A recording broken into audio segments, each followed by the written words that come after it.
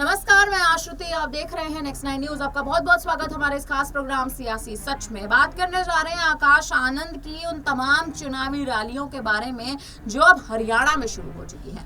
हरियाणा में जब से मायावती ने बीएसपी ने गठबंधन किया है इनेलो के साथ, अभय सिंह चौटाला की पार्टी के साथ, उसके बाद से ही मायावती कहीं ना कहीं चुनावी बिगुल फूंक चुकी है हरियाणा में, हरियाणा की धरती पर।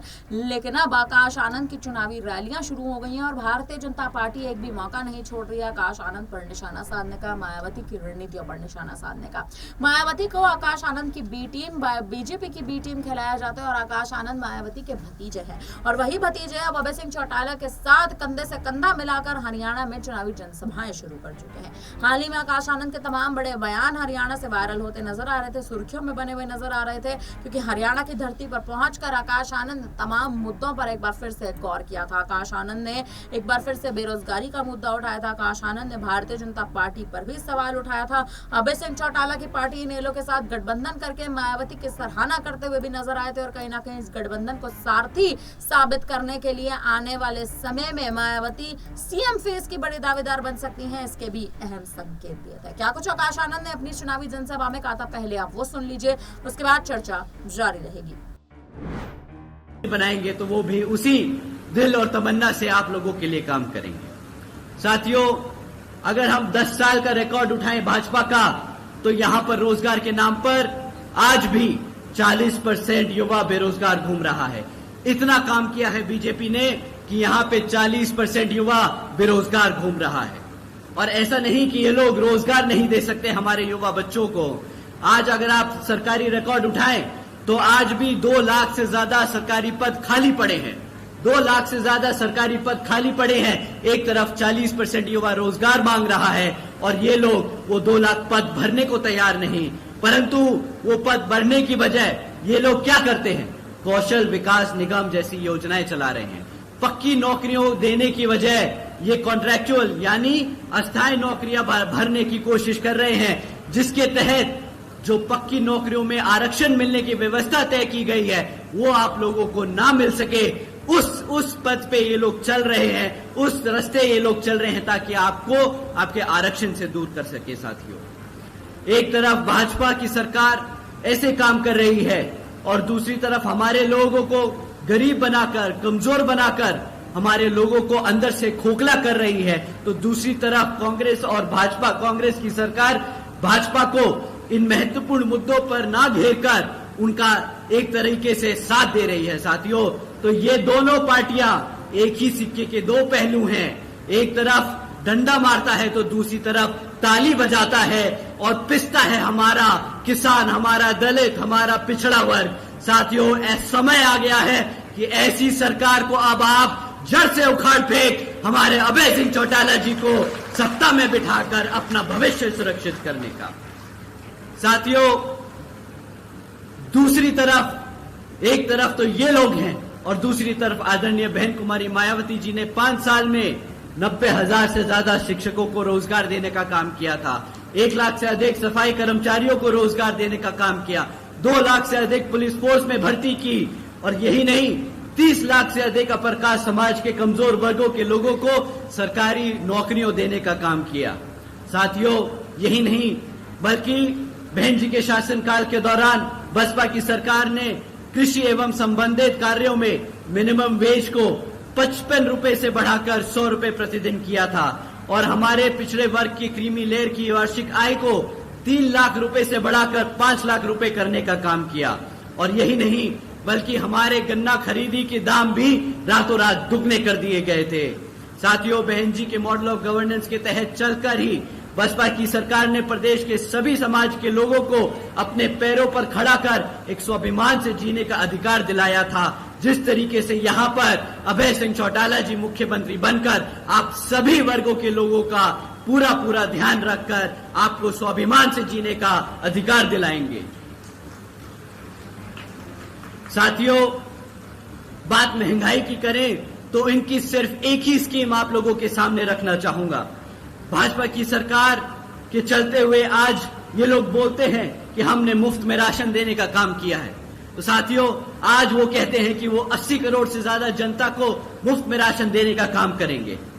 केंद्र और हरियाणा की भाजपा सरकार बड़े चौड़कर बोलती है, अरे मित्रों, आज बीजेपी की सरकार 80 करोड़ से ज्यादा देशवासियों को मुफ्त में राशन देने का काम कर रही है। परंतु ये नहीं समझ आता इन लोगों को कि अगर 80 करोड़ से ज्यादा लोगों को आप मुफ्त में राशन देने का काम कर रहे हो तो मतलब आपने उन 80 करोड़ की जनता को गरीबी में धकेलने का काम किया है।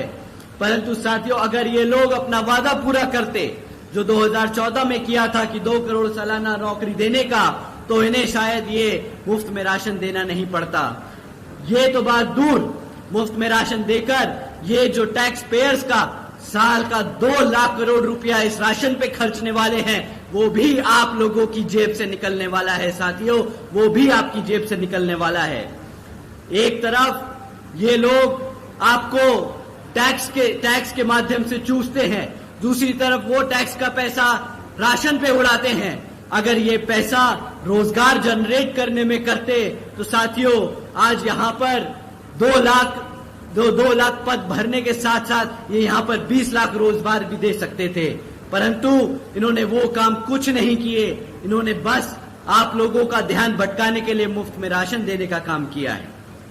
साथियों, इन्हीं कुछ जरूरी बातों के साथ मैं आप सभी से, इन्हीं कुछ जरूरी बातों के साथ आप सभी लोगों से मेरी व खासकर आदरणीय बहन कुमारी मायावती जी की ये विशेष अपील है कि इस विधानसभा आम चुनाव में आप सभी लोग हर मोर्चे पर सावधान रहें। आपका वोट बहुत कीमती है, आपका कोई वोट खरीद ना पाए, आपका वोट कोई लूट ना पाए, आपका वोट पढ़ने से रह ना जाए।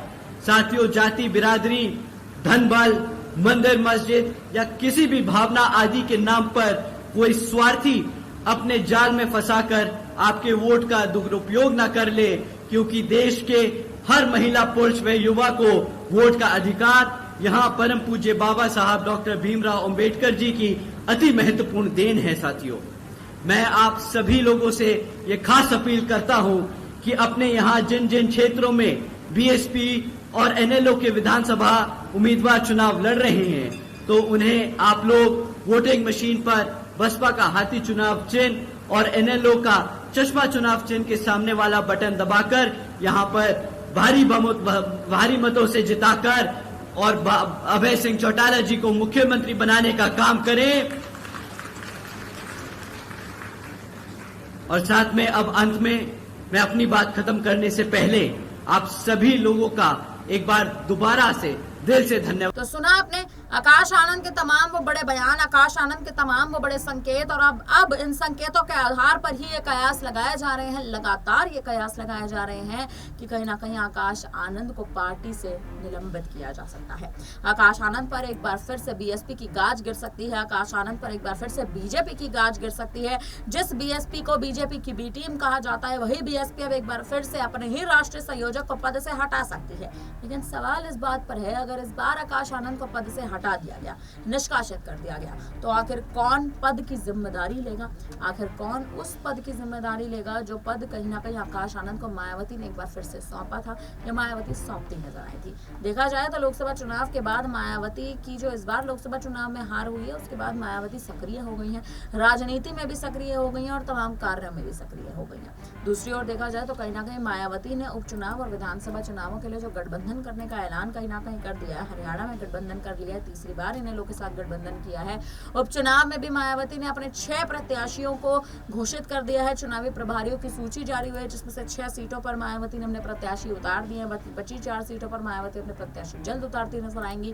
कहीं ना कहीं मायावती का उपचुनाव को लेकर अहम दाव आने वाले समय में ये जो पूरी रणनीति है इसको बदल सकता है। रणनीतियां इसलिए भी कहीं ना कहीं बदलती नजर आ सकती हैं क्योंकि मायावती का एक बार फिर आकाश आनंद पर भरोसा करना और तमाम विपक्षी दलों में और विपक्षी खेमे में हलचल मचना राजनीति में एक बड़ी जिम्मेदारी जो है वो आकाश आनंद से छीनता नजर आ सकता है। फिलहाल अब इस पूरी खबर पर अब आप क्या कहेंगे, आप हमें कमेंट करके जरूर बताइएगा। तमाम बड़ी खबरों के लिए बने रहिए हमारे साथ, देखते रहिए